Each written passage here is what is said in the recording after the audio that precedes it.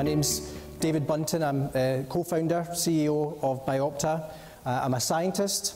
I actually worked for a number of years just across the road in Caledonian University. And about coming up for 10 years ago now, we spun out a company, as Fiona said, to really in the back of what was an idea. What I wanted to do was just suggest that anybody in here could do the same. I certainly wasn't a Nobel Prize winning scientist, for sure, but we just really had the impetus and the determination to start a company. And I want to just tell you a bit of what that was like. So some topics for discussion and hopefully some questions at the end. Why did we do it? What did we get right? What did we get wrong? And that, by the way, is just as long a list as what we got right. And some good and bad points about starting the company, because it's not all sweetness and light. Well, the first thing I want to start by saying is actually that the age at which people are starting companies is coming down with each successive decade. And this is actually some data. I don't know if you can quite make it out on the screen at the back. It's data from the US showing the median age of when people founded their first firm. And it's quite important as well that in the US, first firm, because of course people start lots of companies during their career. And you can see from the 50s to the 90s, it's come down by about 10 to 12 years. And actually, the median age in the 90s was 28. So probably much younger than you might perceive, given that this is the median age. So why did we do it? We were round about that age. I want to give you a quiz question to start off with. Was it a world-beating technology? Did we want to become multimillionaires as quickly as possible? You're probably gravitating towards B at this point, I know. Was it customers beating down our door for what we did as academics in our lab? Or was it the challenge of the task, and actually, with our co-founder, just two people who got along and really wanted the buzz of creating something and doing something new that actually terrified us? So you probably, I don't know if we have a vote here. Who would vote for A? I'd not be insulted if you don't vote for A. Who would vote for B? One or two? Yeah, because there was maybe an element, let's face it, there was an element of B in there. C? One hand, thank you. I'll appreciate that. And D? Yeah, D. D really was here's a photo when 10 years ago looked a bit younger after all of the stresses of the last 10 years. I don't know why the photographer wanted us to sit so close together, but that was one of these cheesy business shots that you have to do to get yourself known and in the Herald and so on to start with. But it was about very much that we had this idea. And as I said at the start, it wasn't a particularly great idea. In 2001, when we really got going, before forming the company, we had this concept of what we would do, and we had some technology. And I think you'll agree, it looks pretty rubbish. This is actually what we put in our business plan. It was a laptop and a few optics and bits of perspex, and we had a patent. But we had some quite impressive scientific wording to go around this patent that made it sound really impressive. And the crux of it was something really innovative and new, don't get me wrong. But we didn't have a lot in the way of an actual product, more than this early prototype. But we called it disruptive because we really believed in it. We really had confidence in it, and we had to show that to investors. And we developed, you don't need to focus on the words here, but we developed a vision, which actually was a vision to make and sell scientific instruments. Now, that is actually not what we do now. So I think this is one of the key things I've seen from many companies. In most cases, the founders start off with an idea, and it's rarely what they actually end up doing and making money from. So we had this idea to make instruments. Now we're actually a service company. So what Biopta does is we take drugs that are going to be tested in clinical trials or are maybe still in the discovery stage at pharmaceutical companies. So these new drugs have gone through lots of tests, but in most cases, nobody's actually tested them in human tissues. So our concept was we take human tissues that are thrown away and incinerated after surgery, or organs that are not suitable for transplant. We use those and we set up a lab to test the drugs before they're given to patients. So we've now got a lab in Glasgow, we've got another lab in the US, and most of our sales are in the US. So after a period of time, we started to get some things right, and the crux of really this transition to a successful company was in identifying the customer's problem or pain. And probably if there's one key point about starting a business, it's focusing on that need, focusing on the unmet need, or the problem. And it has to be a sufficiently big problem, you know, to actually get the scale of business that you're looking for that will keep your business going. Now here's a good example. Some of you might know who this guy is. It's Dean Kamen. He's one of the most brilliant engineering scientific minds in the world. Invented a whole load of things like portable dialysis machines, all sorts of syringe pumps and medical devices. Really close to being a genius in terms of his engineering. He also invented the Segway, which at the time, before it was released, there was a lot of hype, and it was, there was a lot of anticipation about what this revolution in personal transport would be. Then it was unveiled to some kind of astonishment. He was on the David Letterman show, and various celebrities were trying it out. There was one person actually. Does anybody remember who the one person was that fell over trying to use it? It was George Bush. He was the only guy who couldn't actually work it. It was amazing piece of equipment. But what Dean Kamen got wrong was he identified a customer pain, which is maybe the difficulties of being in a traffic jam, or difficulties in trying to walk around a distance around a city. What he got wrong was really understanding whether customers would want the pain solved by riding around on a Segway, when the big barrier was that people really, other than the early adopters of it, didn't want to feel so different and didn't see it as a solution to their problems. So his company didn't reach any of the kind of milestones that he thought commercially, and we were very aware of these types of failures. So when we spoke to investors, we also tried to identify that pain. And here's another quick question, if anybody's got a very sharp mind here about the drug industry.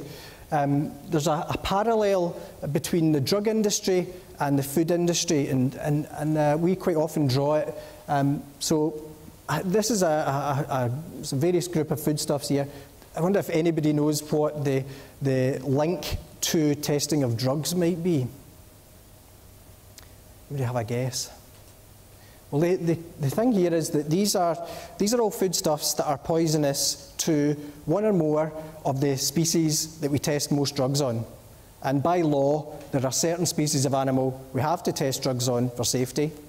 But food that we quite happily eat and drink actually is toxic to these animals. So if we applied the same principles in every case to food as we do to pharmaceuticals, we wouldn't be allowed to have coffee or wine or lots of things that I really like. So we identified there was a problem in drug testing. And we saw, I'm not going to get into this graph, but we saw that there was a whole load of reasons that drugs fail. But the two main reasons are they're either not safe for patients or they just simply don't work. The drugs don't work. We're going to try and, I know Mel managed to get just do it in there, so I'm going to try and get some phrases in there. The drugs don't work, and the human tissue that we use in our trials we found was a really effective way to predict how the drugs would work and how safe they would be.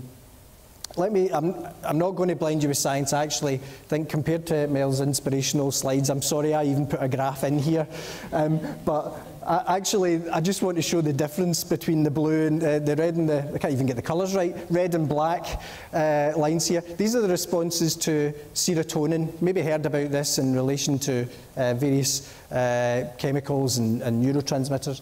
These are the responses to serotonin in blood vessels in dogs and then in humans. No resemblance. Now, in most cases, animals do reflect the human, but actually, in a number of important instances, they don't. So, we identified a real problem. Drug companies were spending millions of pounds developing their drugs. Then they get to the patients, 9 out of 10 of them fail, and they wonder why. And it's because, in a lot of cases, they were basing their decisions on animal data.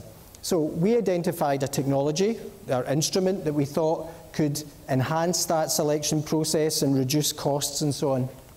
So we identified the problem, we put that into a pitch around the problem and communicated that very simply to raise investment. And we actually also started to communicate that very clearly to investors and clients, saying that, look, the FDA, which regulates drugs, says side effects are avoidable, and it's only by using intact tissue or the traditional way of whole animals that you can verify whether drugs work. And then we got statements from clients that said, Biopta's services work. So here's some verification that what you can do in Biopta's hands is very powerful. So we got the pitch. We then started to build a team of people. And actually the comment that Mel made about developing a family feel, that's something that has been really important in our business. We have people who feel really committed. In fact, what our newest person said to us at our appraisal, she said, you know, I've never really felt like this about a job before. I really feel passionately that we have to get this working and get this message out there. And as we did that, we started to grow sales and understand the market a bit better. Okay, a key point for me, as you can probably tell about the science from that last graph, we spent less time on the science and more on sales. And there's probably less of a focus on sales in Scotland and the UK than there is in, say, the US.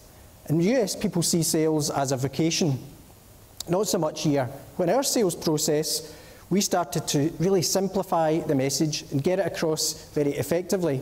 Now, I thought about putting this slide in. I thought, you know, with television programs and embarrassing bodies and all these things on the telly, this is nothing. But if anyone's squeamish, and I know it's maybe just had your sandwich bags and so on, I apologise. But this is a sample of skin from cosmetic surgery, which is, there's about 4,500 tummy tucks done every year privately in the UK. They're all just thrown in a yellow bag, incinerated.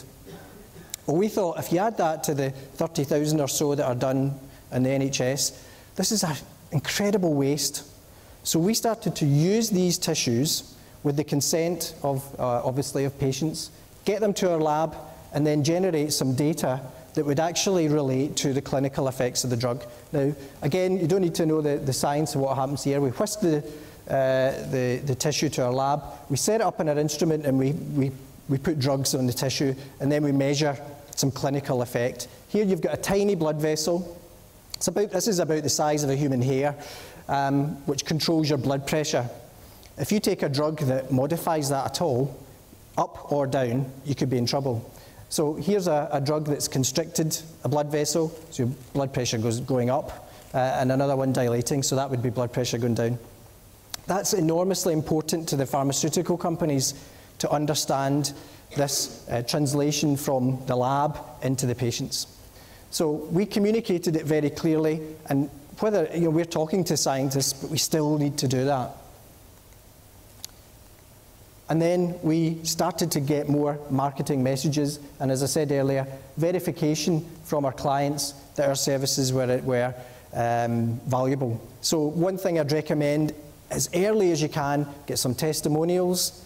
It doesn't matter who you sell to or how early you can get those sales. Get some testimonials that what you have is worthwhile. So I don't know if you can make this out of the back, but it's probably better than showing you that flow chart. This is the power of what we can do for our clients. This is actually some beating heart tissue. Now that tissue comes from organs that are not suitable for transplant, which is obviously much more important than what we're doing. But there's a tremendous number of these tissues that are simply, again, incinerated. Now they're really powerful ways to test new medicines. So you can see this heart beating away quite happily. It's living, essentially, and we are using that to predict what the drugs are doing. So these types of messages are really important.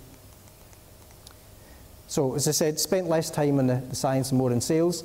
We also had a very experienced chairman. Here he is, looking quite happy last week, getting his OBE for because he's got a real passion about starting businesses. So in the sort of remaining time, I want to just cover a few other points. I don't want anyone to feel that the science and the technology is unimportant. It is. But I also think that it's important to know that there are lots of scientists out there who, are extremely good in their field, go really in depth to the science, but the problem is they sit in their room and they never talk to a client. And these are what we say are technology-led rather than being market-led. We identified the problem early on, and we fell into this trap. We didn't speak to our customers early enough, so we got the wrong solution for them. And we weren't also very good at forecasting sales, but don't worry, pretty much everybody is, I think. And then we should have done more sales training, so I can speak to you after about some of these finer points. One final thing that we did, we underpriced ourselves, we undervalued ourselves. So some good points about starting a business, and I want to focus more on these. You'll get no buzz like you will from making a sale and from having built something, developed a product, a service, whatever it is. It doesn't matter what you sell it for, but if it's yours and you've come up with that idea and somebody's thought it good enough to actually buy it, then you will get no better buzz. But it's a major lifestyle choice. I mean, I've lived and breathed this company for 10 years. You just got to put yourself into it wholeheartedly. You'll get experiences in all sorts of different areas. Here's some of our team meeting Alex Salmond. Now, you might think that's a good thing or a bad thing, I don't know. But it was a nice little thing for the guys in our team. But as an example of the commitment, I would have been quite pleased to meet with them. It would have been a nice event and recognition of where we got to as a company. I was away in America meeting a client. That was more important, talking to a client and trying to get the next sale. So just to summarise and hopefully have some questions, we always finished every presentation to investors, to clients, to whoever we were trying to get interest in the business with a Why Biopta slide. So again, the points here don't matter so much, but you have to convince people that you really believe in the business and you've really thought it through and that this is something they should invest in or buy or commit to. And so I really would encourage you just to, whether it's now or it's 10, 15 years from now, if you've got that feeling that you want to start something, just go out and do it. You'll not regret it. Don't be afraid of it failing. If it fails, you've learned a lot from that and you just go again. So I really thank you for your time and open for any questions.